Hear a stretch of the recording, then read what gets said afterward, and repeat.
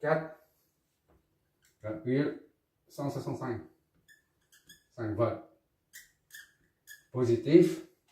Et l'autre, moins 72 sur 121 VC, moins 72 sur 121, soit moins 0,595 volts. Donc négatif ça, celui-là négatif. Bon.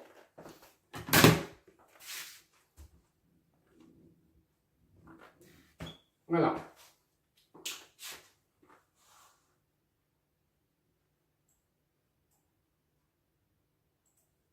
VA c'est connu ici. Et là. Et ça c'est là.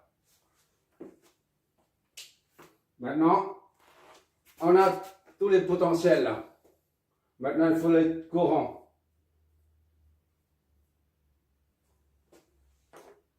On revient. I1 là, I1 c'est 1. Ici, ça nous donne I1 est égal à VB, VA moins VB sur E1. E1 c'est, déjà on met ça, VA c'est 24 moins VB.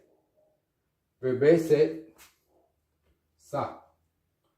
4, bon, on prend ça, hein, on ne s'embête pas avec ça. Sur R1, c'est 250.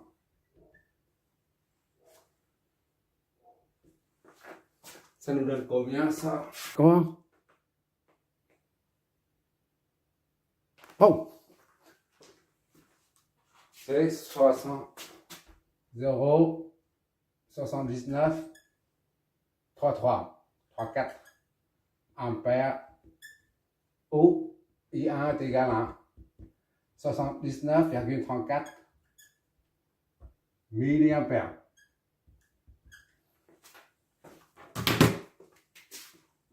On va bientôt terminer. I2, c'est 2 qui nous donne. I2 est égal à VB sur R2. E sur R2. VB c'est ça. 4,165 divisé par R2. 50. Ça est égal à 4,165 divisé par 50. Donc ça donne 83,3 milliampères.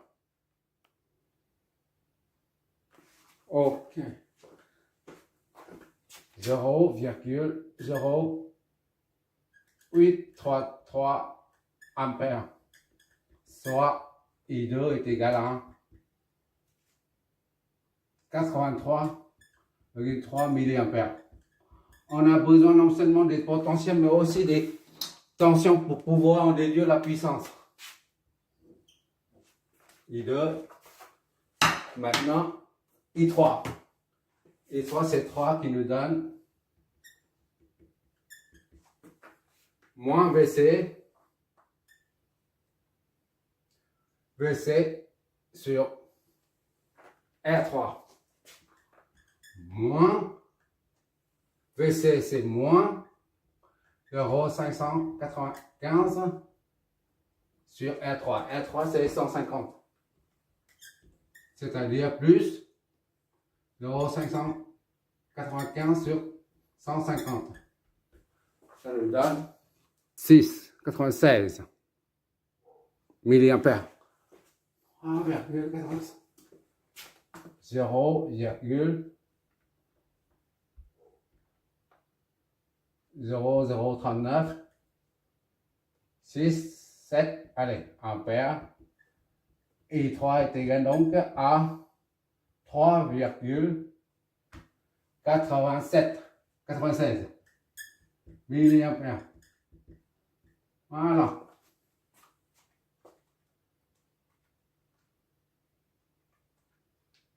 Ok. Bon, les trois là. Maintenant, on peut...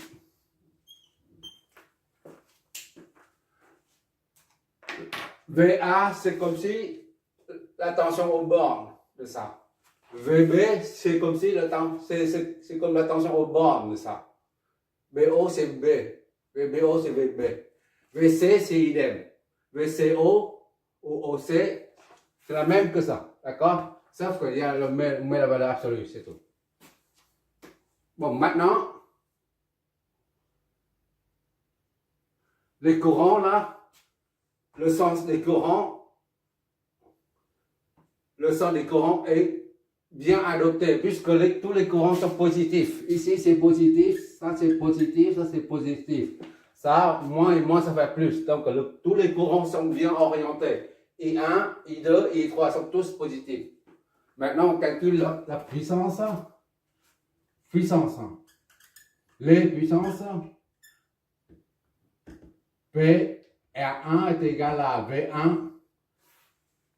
PR1 c'est là. D'accord? VAB. VAB fois U RI. On prend les trois là. On prend ça. UI. VAB fois I1. VAB c'est A fois B. VA fois VB. Et VA moins VB multiplié par I1. Soit VA c'est 24. Moins VB c'est ça. 4,165 multiplié par I1. 4, c'est ça. On prend ça, d'accord? On en perd. Donc, P R1 est égal à 24 moins 4,105 multiplié par 0,0793 4.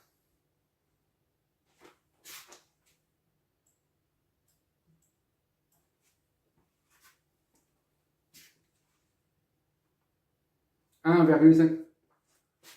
24 moins ça, multiplié par 0. Et 1, 0, 0. Voilà, ça fait 1,57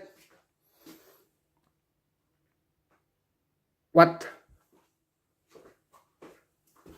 1,57,37 watts. Bon. On tiendra compte des poussières derrière, après. Il y a une certaine erreur au niveau des décimaux. Et PR2, la puissance PR2, ça. PR2 est égal à V, BO, fois. Pourquoi je mets ça ici, au lieu de mettre VB, mais je préfère mettre ça, parce qu'après, il s'agit des courants alternatifs. Pour l'instant, je préfère faire ça. Donc, I2, ça fait VBO. VBO est égal à VB moins VBO fois I2. I2, c'est ça. VB, c'est 4,105 moins 0 fois I2. I2, c'est 0,833. D'accord?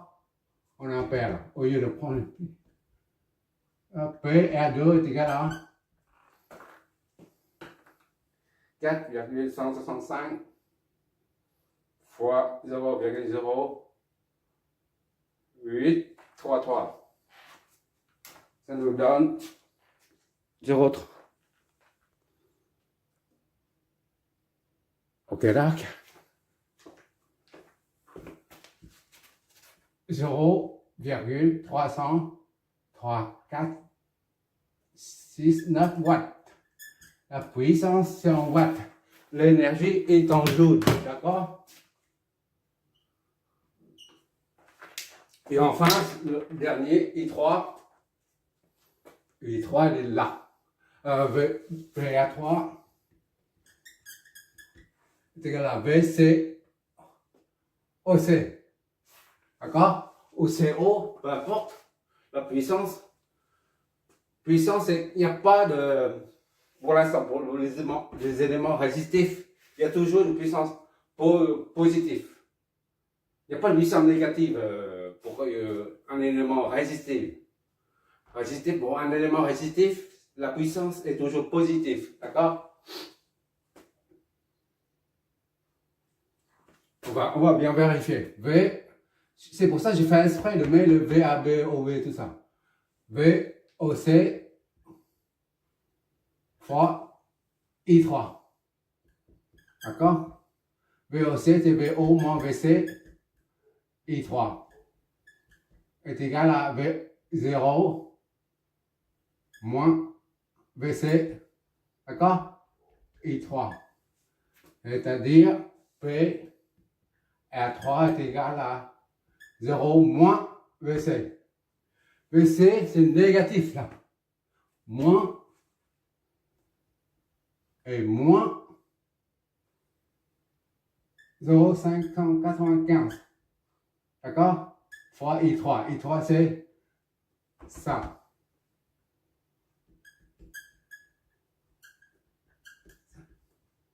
Donc, I, P, R3, moins et moins, ça fait plus. D'accord? 0,595 fois 0,0067. Voilà. Et ça nous donne ça. C'est toujours positif après. Ça, c'est positif. D'accord? C'est tout le temps, tout le temps. Pour un élément résistif, la puissance est toujours positive. Fois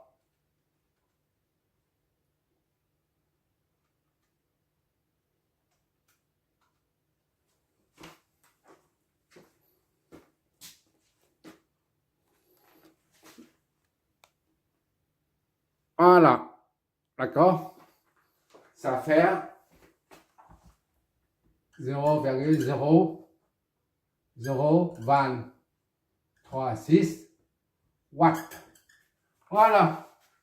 La puissance absorbée par chaque, ou reçue par chaque élément résistif du circuit là. Tout ça ici là. Toutes les puissances sont là. R1 reçoit ça comme puissance. R2 reçoit ça. R3 reçoit ça.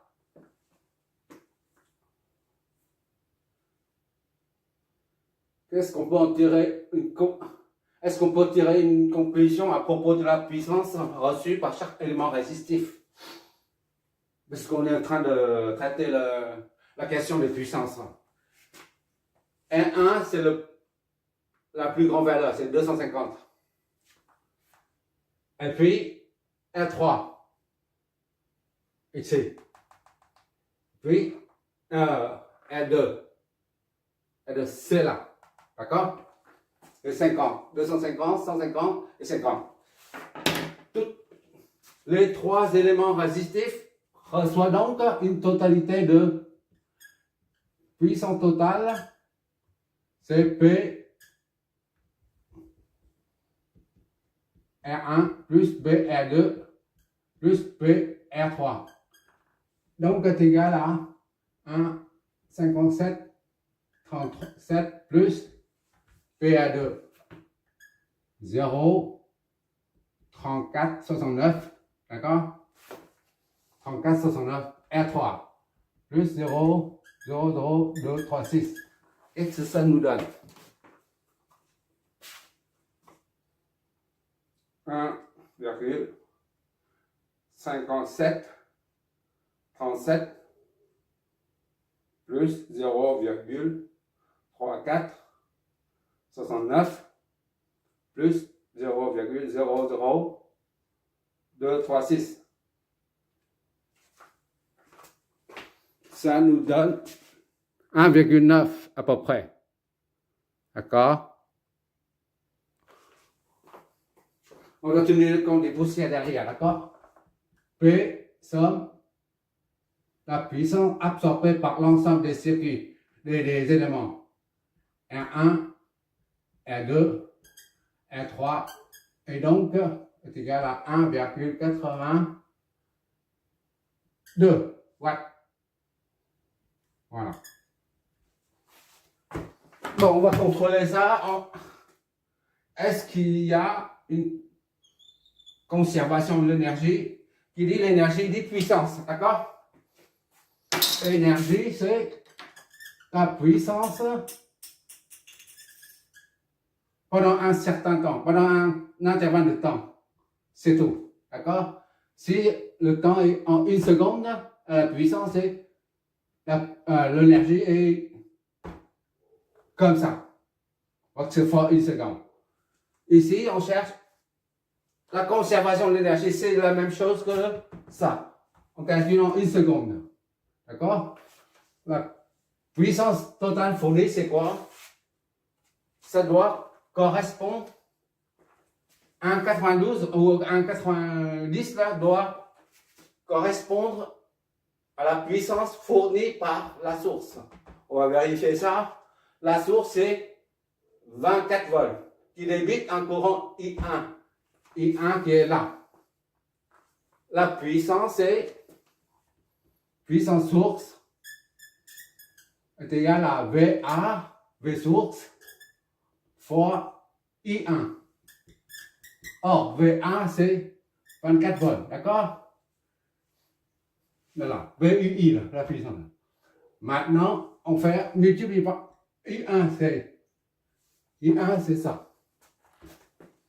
0, 0, 7, 9, 34. Voilà. Qu'est-ce que ça nous donne? 24 fois 0, 0, 7, 9, 34. Voilà. Ça nous donne 1,9 et quelques. D'accord? Puisqu'on a pris des chiffres, des nombres, des décimaux, il faut en tenir compte. 1,904 machin. Donc, P soit P source 1,9. C'est à peu près pareil là.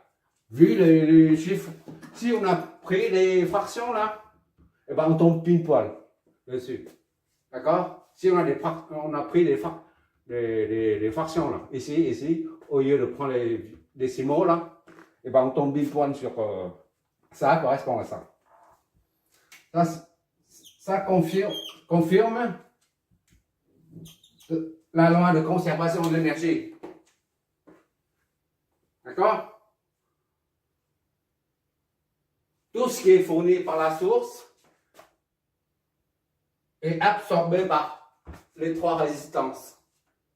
Et cette puissance est souffle. En termes d'énergie, l'énergie qui correspond à 1,9 watts. Comment on peut dire ça?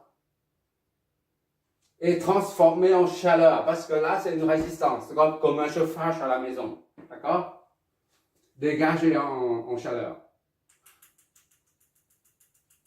Voilà, c'est terminé. C'est la puissance. Maintenant, on va essayer de... Là, on a trouvé les puissances reçues par chaque élément résistif. Et puis, on a vérifié la loi de conservation de l'énergie. Puissance, et c'est l'énergie. D'accord? Maintenant, on va essayer de développer une formule qui permet de calculer la puissance maximale qu'un élément résistif peut recevoir de la source. Par exemple, on a une source comme ça, d'accord? Et là, on a encore une charge SC, H. Le courant débité, d'accord? Et on veut savoir, ça c'est la résistance interne.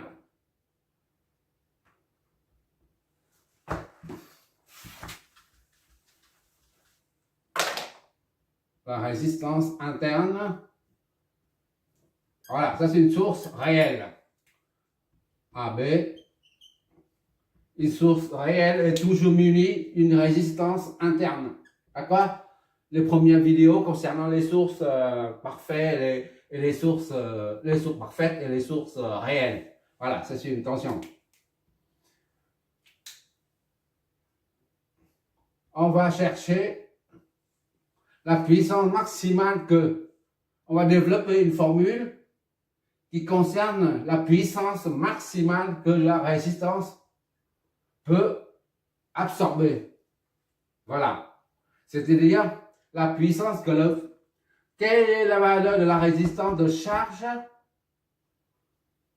pour que la source fournisse le maximum de puissance? Voilà.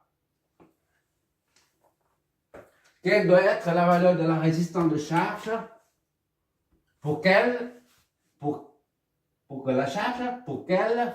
reçoive le maximum de puissance en provenance de la source? C'est ça qu'on cherche.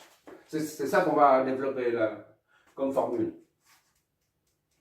Là, c'est la tension. Une autre façon d'expliquer, c'est que là, c'est une résistance variable. D'accord? On peut régler. Ça peut aller de 1 ou 0 ohm à 100 ohms, par exemple.